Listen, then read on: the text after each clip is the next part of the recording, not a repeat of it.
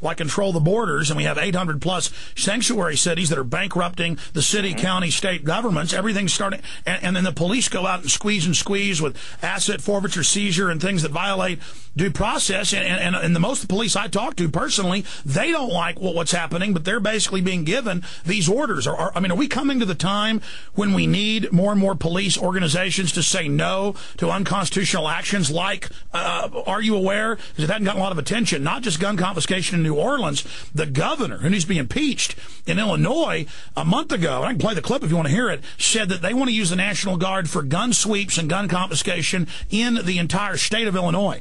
Oh, boy. No, that's not good. Where do you stand on gun confiscation? Well, I have a ranch, and I believe in bearing arms. I really do, Alex. I believe that Americans have the right to bear arms.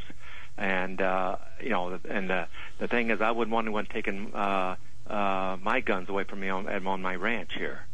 But the thing is, it has to be responsible. Responsibility. But the thing is with the Constitution, the Constitution is being played from both ends. It's a living document today. It's not a solid document that it should be. And Patrick Henry said it diligently. He said the Constitution is not an instrument for the government to restrain the people. It's an instrument for the people to restrain the government, lest it come to dominate our lives. I really believe the government is dominating our lives, Alex. I believe that they are dictating everything that they feel we should do, rather than us dictating to the government what should be in our best interest. And absolutely, it's irritating me. Well, you cover a lot of that in Black Belt Patriotism, How to Reawaken America, Chuck Norris. I went to the House. I was in D.C. a few months ago, my wife and I, and we walked into the House chamber, and here's 435 congressmen screaming at each other across the aisle. And I'm watching this. I can't even hear myself think, and they're screaming about some bill. And I'm thinking, here's 435 congressmen looking like eighth graders screaming at each other and not getting anything resolved. And finally the House Speaker said, okay, that's enough, time out. Everyone stopped and walked off. And I'm thinking, this is like an eighth grade class where the teacher's gone and everyone's just going crazy.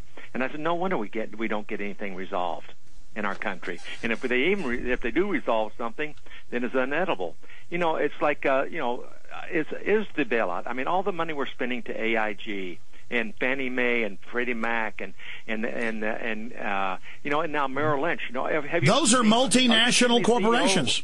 What these CEOs are getting for when they leave the company, it's just crazy the amount of money these CEOs have run a company down, and then they get $100 million bailout. It's crazy. Well, Chuck Norris, you know what's happening. They've created all this false paper, these derivatives that are nothing is backing them but the U.S. taxpayer, and most of these companies are global corporations.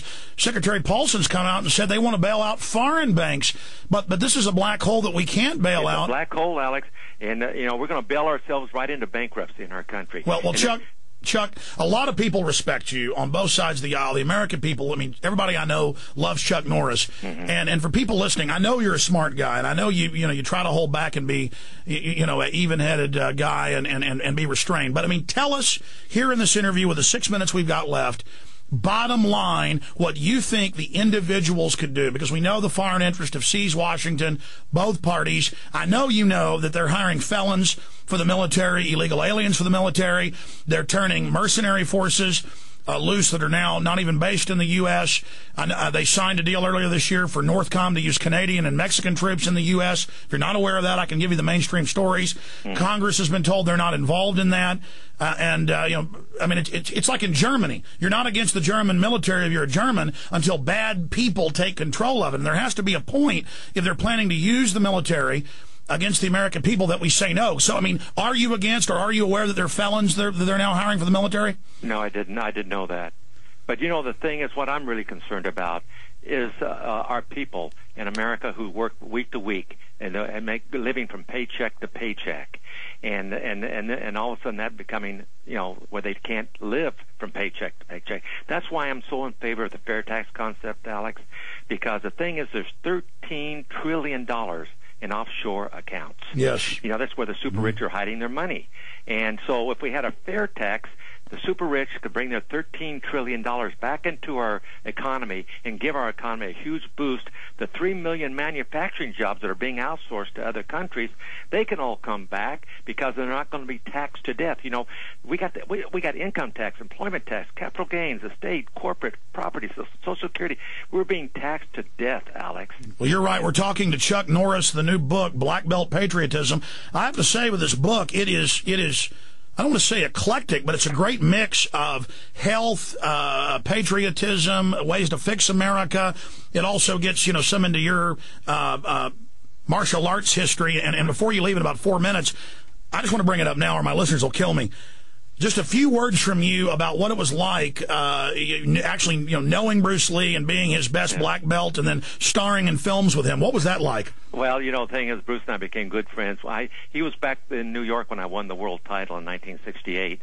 And then, we started working out together in L.A., and then he left for Hong Kong to pursue his movie career. And I didn't hear from him for a couple of years. And then he called me out of the blue and said, Chuck, I've done 2 movies, and they're really successful. I want to do a movie now with a fight scene in the Colosseum in Rome, and I'd like for you to be my opponent.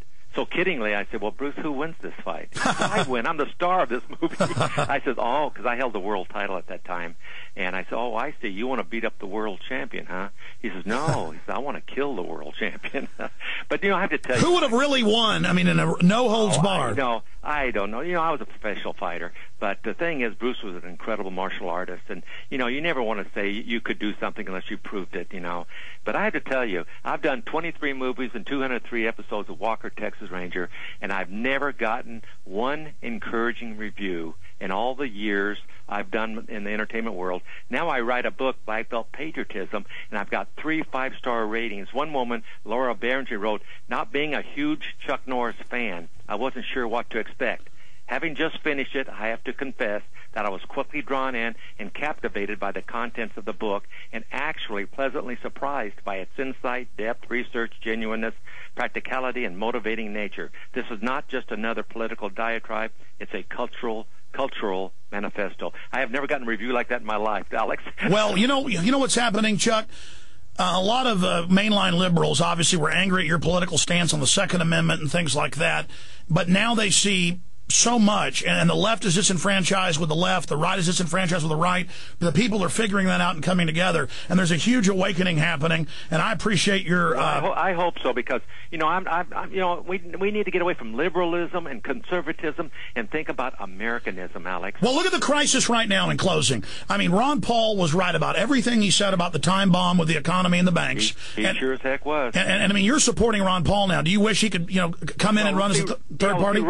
Well, it's Ron, why I back Mike Huckabee? Because Mike Huckabee espoused fair tax, which I really believe in. But then when he got out, you were supporting Ron Paul till he got out. You need to call Ron Paul and draft him to try to run third party now in the last month just to inject real issues. Well, everybody's asking me to run a third party, so who knows what's going to happen, Alex. Chuck, why don't you run for president in 2012? Oh, man, they need somebody who's smarter than me. Mike Huckabee or Ron Paul. That's what I'd like to have. Absolutely. Chuck Norris, I want to say bye to you just for a minute off air here, but give us the website. And people can find this in bookstores everywhere. I got this at the bookstore. But where else can they get it? Give us some of your websites. They can get it at the Amazon.com, and they can get it at the Borders and the Barnes & Noble. They can also get it at Regnery. That's the publisher. Yeah, Regnery's our publisher, yeah. Okay, Black Belt Patriotism, How to Reawaken America. Chuck Norris, thank you so much. Hey, Mr. Norris. Yeah, you bet, Al. Listen, I'd like to get you up some time for 45 minutes or so to take calls. And just in closing, I didn't know that you'd I've been told by some police years ago that you were aware of stuff and they'd given you some of my films. I didn't know that was the case, but you have heard the show before? Oh, yeah, I did, yeah, because I've been to Austin quite a bit. And so, so I catch your show when I'm down there. What do you overall, I'm trying to get your view overall of the types of things I talk about, a real conservatism. Yeah, I tell you, what you're talking about, Alex, is right on. We got some serious issues in our country, and you're addressing them, and that's what I appreciate about your show.